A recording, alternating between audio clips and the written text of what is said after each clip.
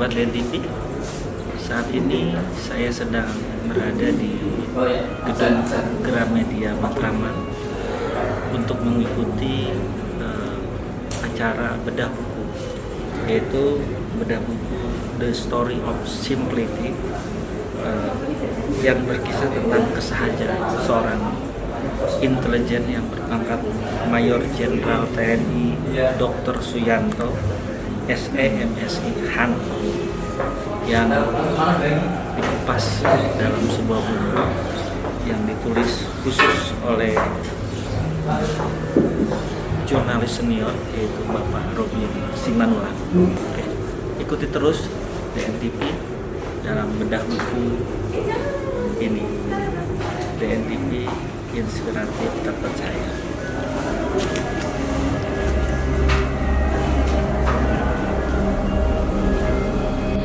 Selamat datang kami ucapkan buat semua para tamu undangan yang kami hormati dan juga rekan media dalam acara bedah buku The Story of Simplicity Majen TNI Purnawirawan Dr. Suyanto. Sebelum kita melanjutkan acara kita akan menyanyikan lagu Indonesia. Untuk hadirin yang kami hormati, kami undang untuk bangkit berdiri.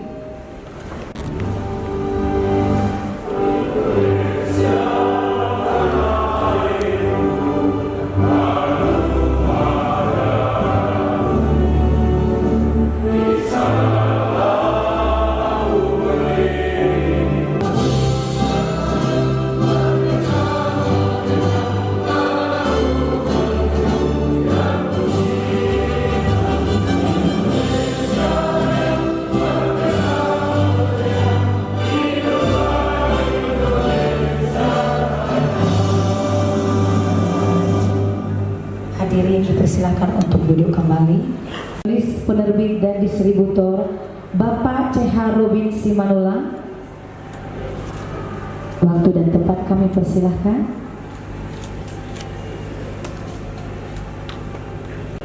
Assalamualaikum warahmatullahi wabarakatuh. Salam sejahtera bagi kita sekalian. Horas. Merdeka. Yang saya sangat hormati Bapak Dr. Boni Harges, juga Bapak Insinyur Gansen Sinamo, dan semua hadirin, Bapak-bapak yang berkenan menghadiri acara ini yang tidak bisa saya sebut satu persatu. Dan untuk tidak berpanjang kata, saya menulis buku ini dari awal tidak atas seizin beliau, tidak atas keinginan beliau. Terima kasih kalau ada penerimaan kami sebagai penyelenggara yang kurang berkenan, mohon dimaafkan. Ada Bapak Dr. Boni Harges, analis politik dari Universitas Indonesia. Boleh maju ke depan. Bapak Insinyur Jansen Hasinamo, motivator etos kerja Institut Mahardika. Dan moderator kita hari ini adalah Bapak Hotman J. Lumbangal MTH.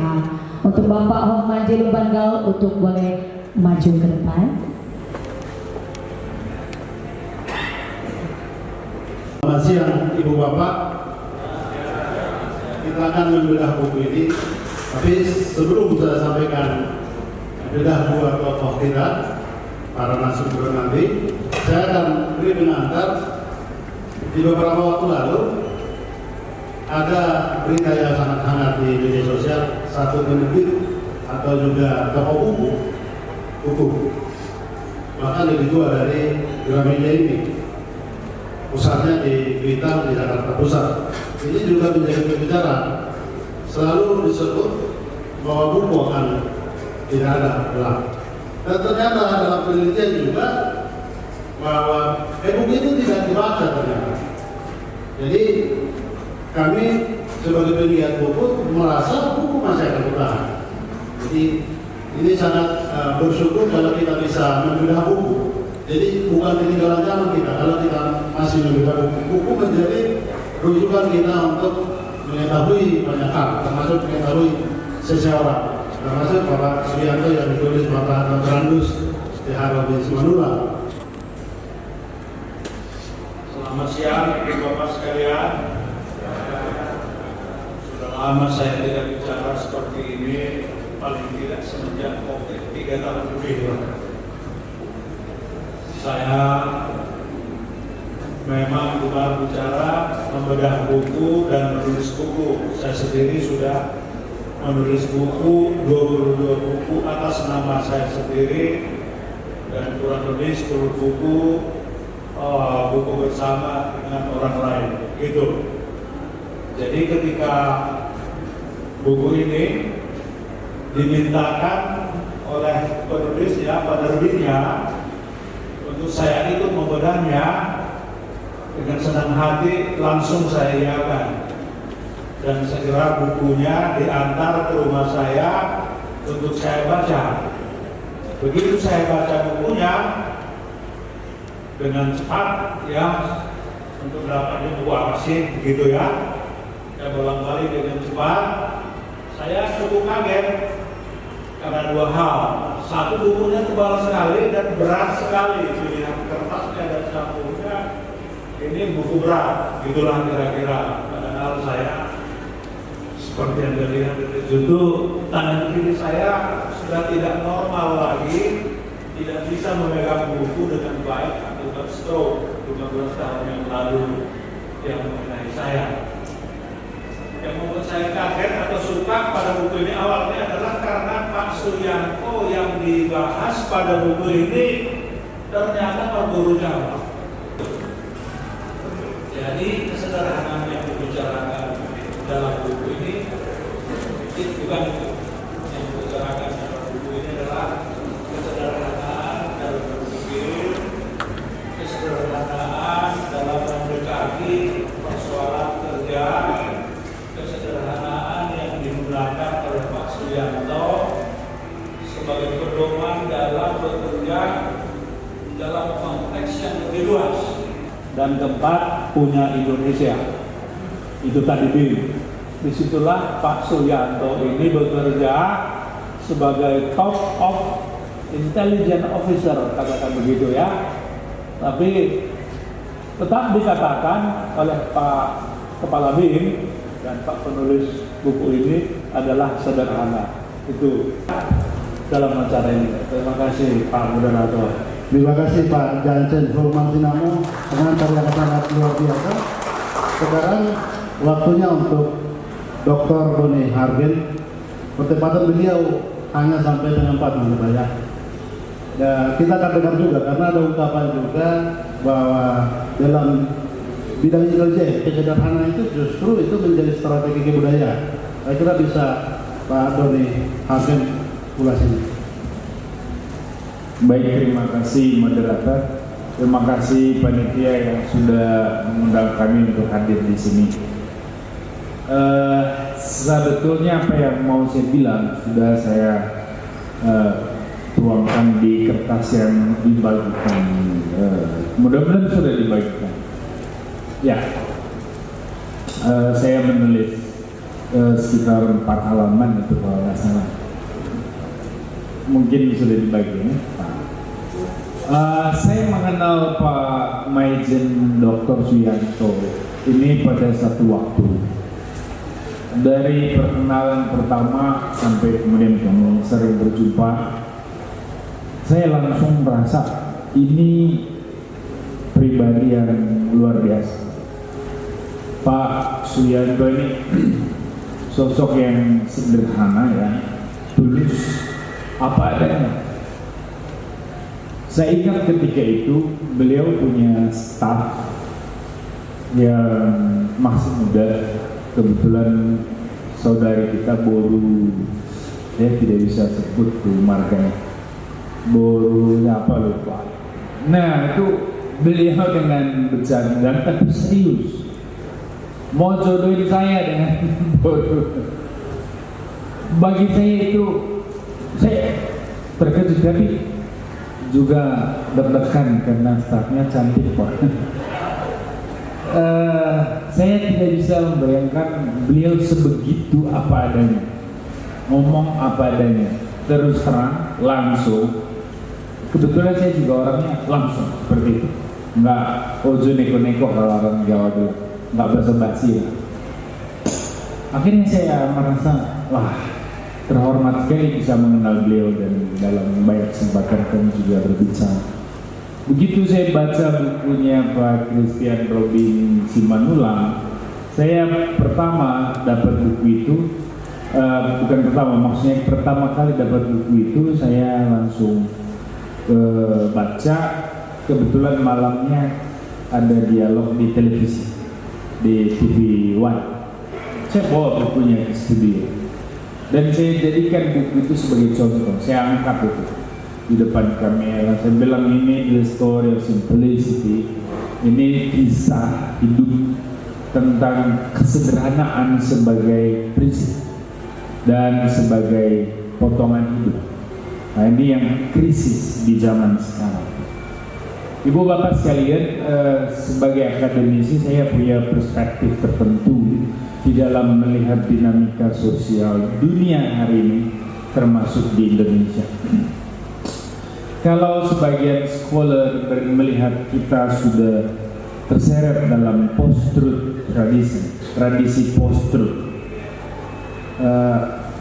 dunia diwarnai oleh bertaburnya ketidakpastian, kebohongan, fake news, hoax.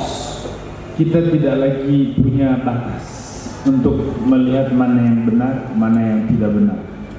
Apalagi dengan fake teknologi itu, orang bisa memanipulasi video, suara, sehingga begitu dilihat seperti asli tapi bukan. Nah, kita ada di tengah dunia itu. Saat yang sama ada dimensi moral, manusia terjebak dalam materialisme yang radikal. Materialisme yang radikal bisa cabangnya itu sampai ke yang namanya fetishism, orang menyembah tubuh. Maka zaman sekarang banyak orang dikit-dikit lewat kaca langsung ngaca, nggak bisa lihat ada yang mantul langsung ngaca. Jadi kurang percaya dirinya dan saking kuatnya kecenderungan untuk eksis, untuk diakui, untuk dilihat sebagai makhluk yang cantik, yang ganteng, yang wah. Orang akhirnya tercerabut dari esensi ontologisnya, dari hakikat keberadaan being sebagai manusia. Harapan, kekuatan harapan, itu yang ada di dalam kalimat itu. Kita punya harapan, kita akan terus bangkit dan maju sebagai bangsa yang besar. Proses pemilu ini harus kita jaga bersama, dan kita semua diundang untuk menjadi pribadi yang sederhana. Dalam kesederhanaan itulah kita bisa menjadi seorang negarawan yang bisa menopang dan membangun bangsa ini ke depan. Terima kasih. Wassalamualaikum warahmatullahi wabarakatuh. Luar biasa Dr. Boni Hargen menjelaskan pemaparan tadi. Saya tangkap bahwa kita bukan hanya manusia ekonomi, tapi manusia spiritual, manusia moral. Artinya kita tidak boleh maruk, ternyata tidak boleh rakus di kehidupan ini. Mudah-mudahan ini memberikan inspirasi buat kita semua. Terima kasih Pak Victor Nasionalis. Terima kasih. Terima kasih Pak Sabar. Terima kasih. Baik.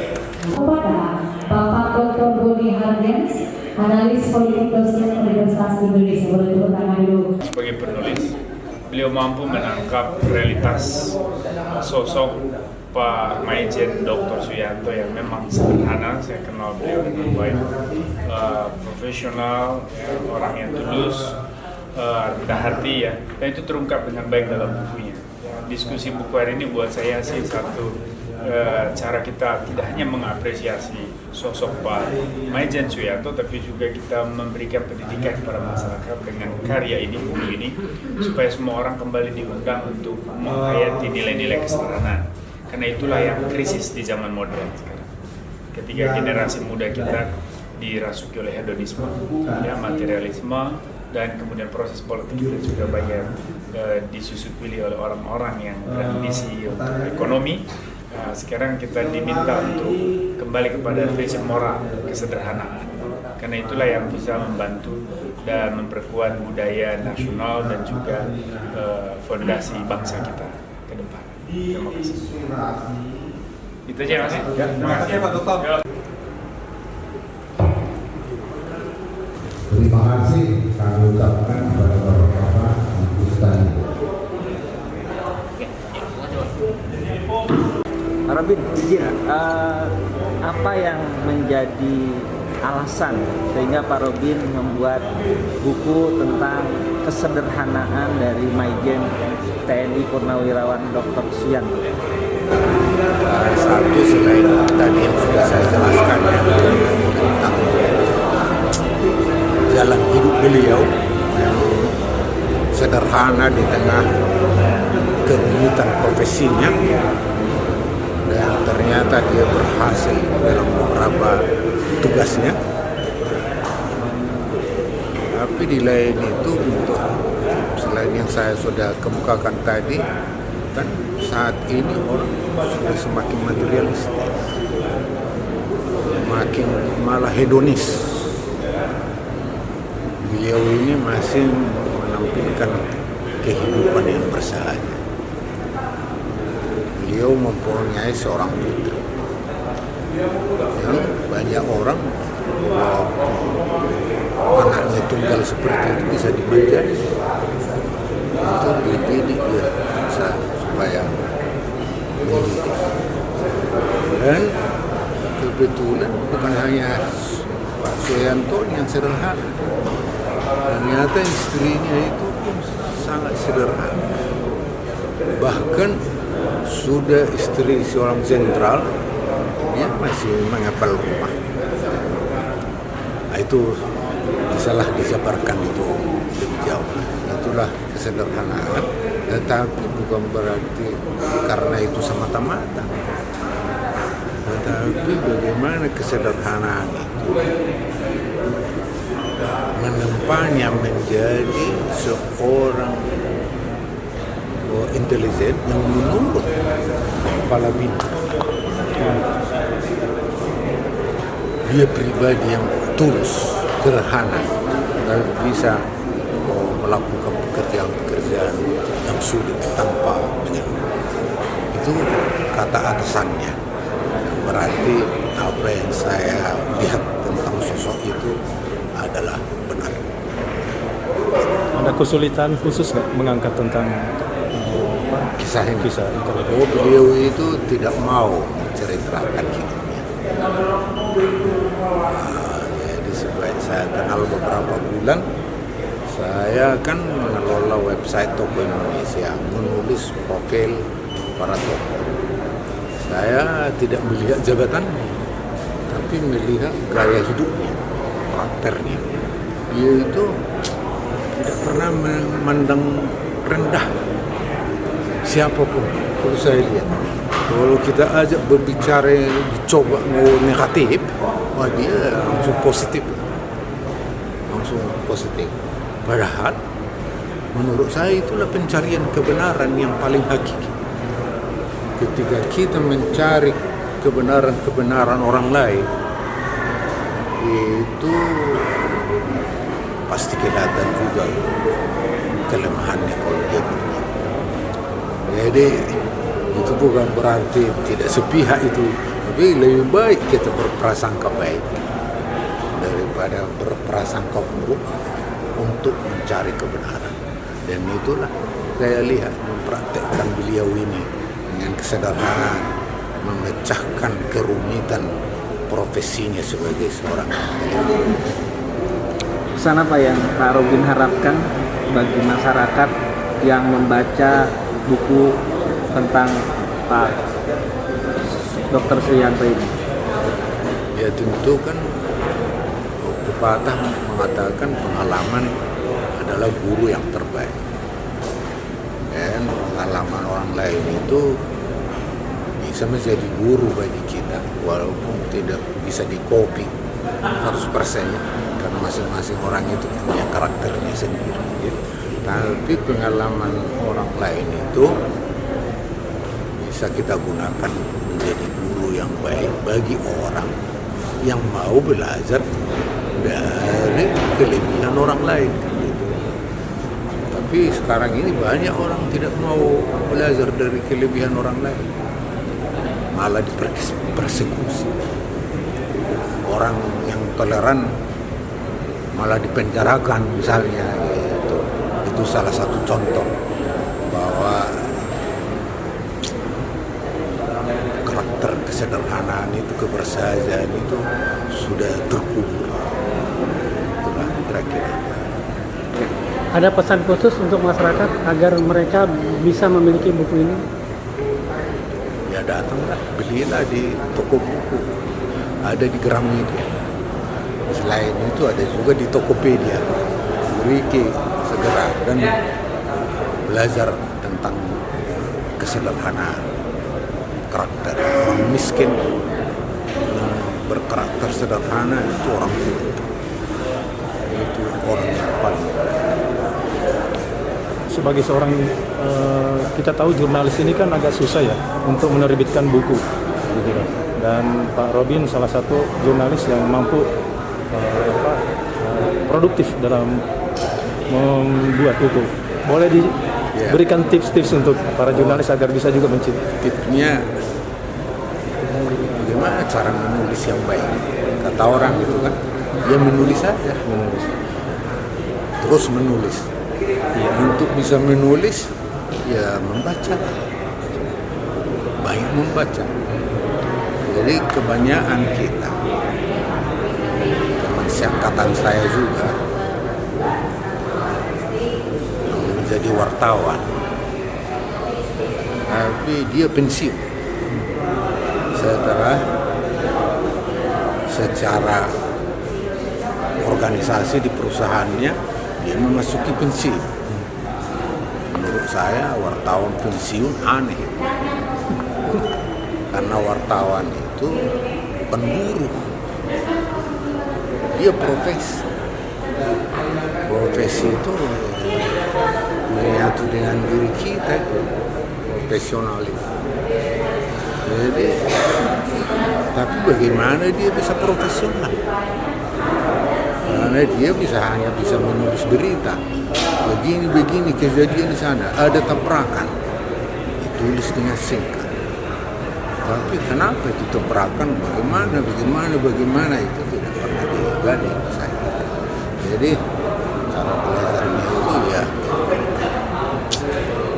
in-depth news itu harus dipersering. Laporan investigatif itu harus tersering. Kemarin itu ada berita saya baca di Indramayu. Ada sekelompok orang yang mengaku NII. Itu mereka itu mengakunya NII tahun 2000-an. Karena Al-Zaitun ada rame-rame, mereka pun bikin satu acara bersumpah untuk kembali ke NKRI, karena dulu mereka tahun 2000-an dibayar NII. Kalau saya masih muda, karena itu berita saya. Siapa sih yang mengkoordinir acara ini? Dan untuk tujuan apa? Nah itu kejadian tahun 2000. Kok sekarang deklarasi? Siapa yang mengkoordinir ini? Apakah ada tangan-tangan intelijen masuk ke sini? Nah, itu intelijen dari mana? Contoh, ini sekedar contoh. Jadi di balik peristiwa itu apa? Kalau itu membuat kita menjadi bisa menulis. Itulah kira-kira tipsnya. Kalau Bapak sendiri apa di balik itu semua? Sebagai insting jurnalis melihat fenomena tadi itu yang mantan NII itu? Saya yakin itu hipotesanya, dugaannya. pasti ada yang mengkoordinir untuk kepentingan pertandingan. Nah gitu. Dan sesudah acara itu ada pejabat yang menyatakan mengemukakan itu. Nah, itu sebuah indikasi bahwa dia berkepentingan terhadap acara itu. Jadi pasti ada koordinir. Dan ternyata itu sangat mudah dikonfirmasi. Mengutip perkataan Pak Robin tadi berkenaan dengan persekusi terhadap seorang pejuang toleransi dan perdamaian. Apa tanggapan Pak Robin ketika hari ini seorang pejuang toleransi dan perdamaian itu dijadikan seorang tersangka? Nah, itu sebenarnya bahwa kita masih gagal ya. Masih gagal, negara ini masih gagal. Jadi ideologi Pancasila itu kan sangat bagus ya. Tapi saya kira itu masih jauh. Masih jauh. Dan apalagi untuk menjadi karakter Pancasila itu menjadi karakter, itu masih jauh. Terutama di kalangan elit. Kalau saya melihat di kalangan elit, baik tingkat tertinggi sampai kalau saya melihat masyarakat Indonesia ini sangat toleran, relatif toleran, sangat toleran. Itu hasil pemilu menunjukkan tahun 1955 dengan pemilu yang bebas itu yang nasionalis itu menang. Orde Baru bolehlah karena itu ada rekayasa. Masuk lagi reformasi, euforia itu yang punya aliran keras itu tidak mempunyai kesan. Rakyat memvonis pada pemilu itu partai nasionalis itu unggul. Jadi saya mengambil kesimpulan kalau masyarakat Indonesia itu, masyarakat terutama mainstream Islam itu sangat toleran. Tapi ada elit yang mempolitisasi agama, itu membuat perkembangan kita bertambah sulit. Oke, terima kasih Pak Robin. Ya, sahabat Den TV, demikianlah acara bedah buku Jenderal TNI Purnawirawan Dr. Suyanto. Bagi yang ingin memiliki buku, silahkan membelinya di seluruh toko Gramedia yang ada di Indonesia.